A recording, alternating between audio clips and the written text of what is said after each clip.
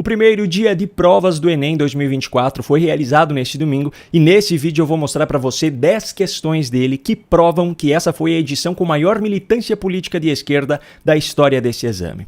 Antes disso, porém, eu preciso dar uma passada por algumas notícias de grande repercussão nessa segunda-feira.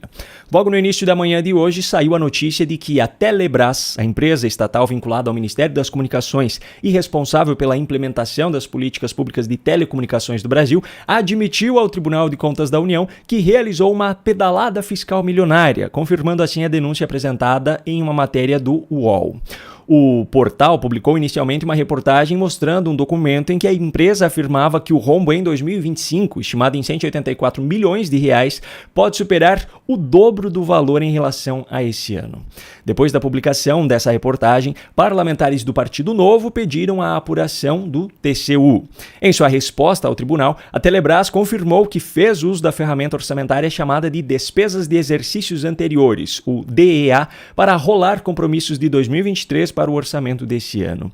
O DEA é um instrumento legítimo, mas só deve ser usado em casos excepcionais, determinados por lei, o que não foi o caso da Telebrás. A empresa declarou ainda ao TCU que informou a todas as partes interessadas sobre essa prática. Aquela reportagem inicial sobre o assunto revelou também que algumas reuniões aconteceram nesse ano para discutir essa questão, inclusive com a presença do ministro da Fazenda, Fernando Haddad, e do ministro das Comunicações, Juscelino Filho. Foram revelados também ofícios de fevereiro de 2024 em que a Telebrás relatava a situação ao Ministério das Comunicações. Portanto, esse é mais um caso de um grave problema que já era de conhecimento dos integrantes do governo Lula, mas que foi abafado por eles na esperança de que nunca viesse ao público. Outro assunto que tem repercutido muito entre ontem e hoje é a carta enviada por João Dória a Lula. O ex-governador de São Paulo, que chegou a estampar a capa de uma edição da revista Isto É, em 2017, com o título Nasce o Anti-Lula, escreveu nessa carta a Lula frases como "queria ter a chance de dizer que errei". Dória disse ainda no texto que reconhecia ter cometido exageros e equívocos com Geraldo Alckmin e com Lula. O presidente, segundo assessores, leu a carta assim que a recebeu e reconheceu o gesto conciliador, mas afirmou que tornar-se amigo de Dória já seria um pouco demais. Bom, o próximo assunto é o Enem, mas antes de mostrar as questões que eu mencionei lá no início do vídeo, eu preciso mostrar aqui uma atitude de Lula na coletiva de imprensa para falar justamente sobre a realização das provas. Lula visitou neste domingo a sala de monitoramento do Enem, que foi montada pelo MEC na sede do INEP em Brasília, e depois dessa visita esteve ao lado de Camilo Santana, o ministro da Educação, que fez uma espécie de coletiva de imprensa para falar algumas coisas aos jornalistas presentes. Quando Camilo terminou a sua fala, alguns jornalistas perguntaram a Lula sobre a Venezuela. A título de contextualização, na semana passada, o regime do ditador Nicolás Maduro convocou o seu embaixador no Brasil para prestar esclarecimentos após o veto do Brasil à entrada do país no BRICS, e também a Guarda Nacional Bolivariana, que é subordinada ao ditador Nicolás Maduro, publicou uma imagem direcionada a Lula com a frase "quem mexe com a Venezuela sofre as consequências". Obviamente, se espera um posicionamento de Lula diante das provocações, ainda mais pelo fato de que ele e Maduro são velhos aliados, ou eram velhos aliados. Enfim, diante do questionamento dos jornalistas, Lula simplesmente se recusou a falar sobre isso e fugiu. Espero que não tenha nenhuma ocorrência maior no dia de hoje, se Deus quiser. Obrigado. Obrigado, gente.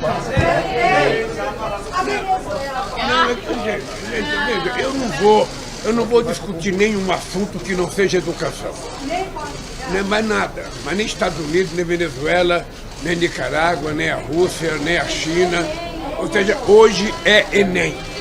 Hoje o assunto é Enem e o ministro já deu as informações para vocês. Tá bem? Obrigado, gente. Obrigado. A postura dele deixa ainda mais clara sua submissão ao ditador venezuelano, que mesmo fraudando as eleições de forma escancarada no seu país, mesmo reprimindo violentamente protestos, mesmo sendo denunciado pela ONU por violações aos direitos humanos, mesmo fazendo provocações diretas e pessoais a Lula, não consegue arrancar de Lula uma única crítica. Diante disso, Ou Lula ama incondicionalmente o ditador Nicolás Maduro, ou morre de medo de que, se fizer alguma crítica, o espírito vingativo de Maduro o leve a revelar informações comprometedoras sobre o presidente brasileiro. Bom, agora vamos ao que interessa. O primeiro dia de provas do Enem 2024 foi realizado neste domingo e eu vou mostrar agora para você 10 questões do caderno de provas que mostram que essa foi a edição de maior doutrinação ideológica desde que esse exame foi criado. A militância política, além de ter acontecido em favor de pautas defendidas pela esquerda, foi também exercida em favor de pautas defendidas especificamente por Lula.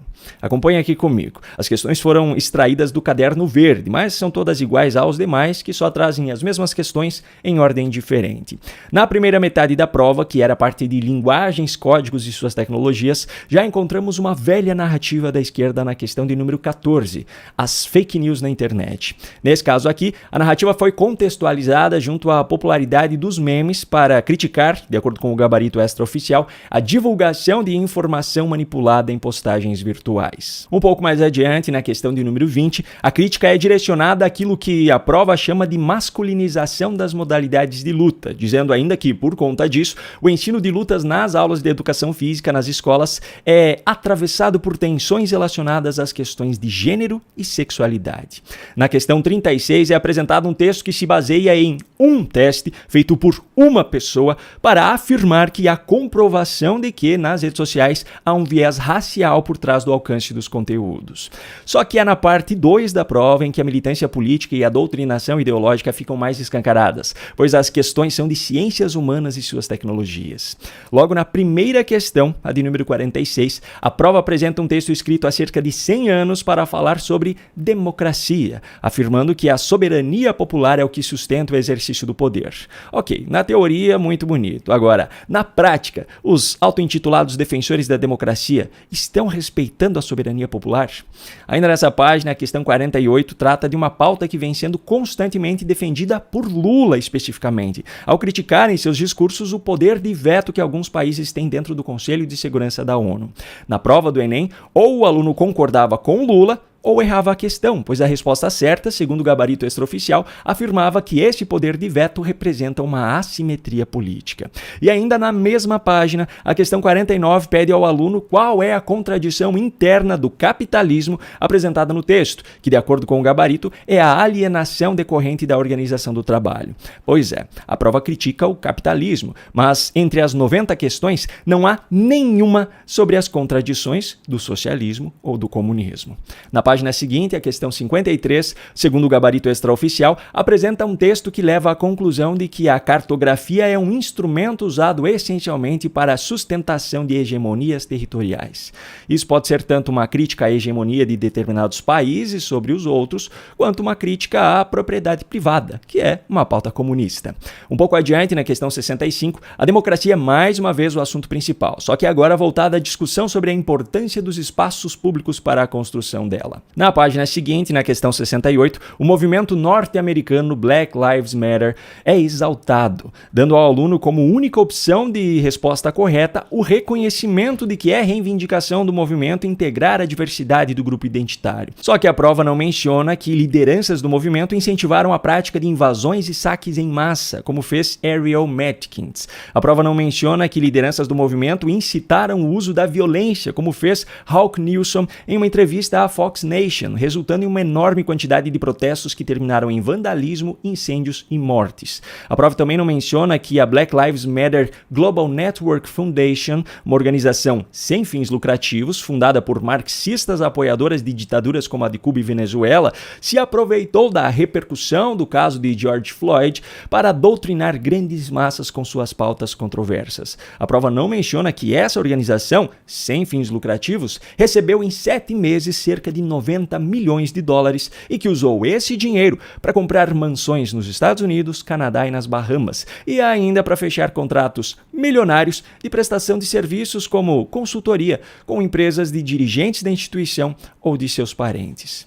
Por fim, a redação do Enem de 2024 trouxe como tema Desafios para a valorização da herança africana no Brasil, para que o aluno apresentasse propostas de intervenção que respeitem os direitos humanos. Ironicamente, consta na proposta da redação que o aluno deveria selecionar, organizar e relacionar de forma coerente e coesa argumentos e fatos para a defesa do seu ponto de vista. Mas professores especialistas já alertavam antes mesmo da realização da prova que os alunos, para tirarem boas notas, não poderiam adotar um posicionamento divergente do que foi adotado pelo INEP, ou seja, o seu ponto de vista só serve se for o mesmo ponto de vista dos responsáveis pela prova. Bom, em resumo, como nunca antes na história, esse caderno de provas do primeiro dia do Enem 2024 foi absolutamente parcial e defendeu abertamente e exclusivamente pautas da esquerda ou pautas do próprio presidente Lula. Mais uma vez, essa prova foi utilizada para exaltar movimentos ou entidades fraudulentas que sequestram pautas legítimas para tirar proveito daqueles a quem conseguem doutrinar. Mais uma vez, o Enem foi retrato da militância presente em grande parte da educação brasileira. Um grande abraço e até a próxima.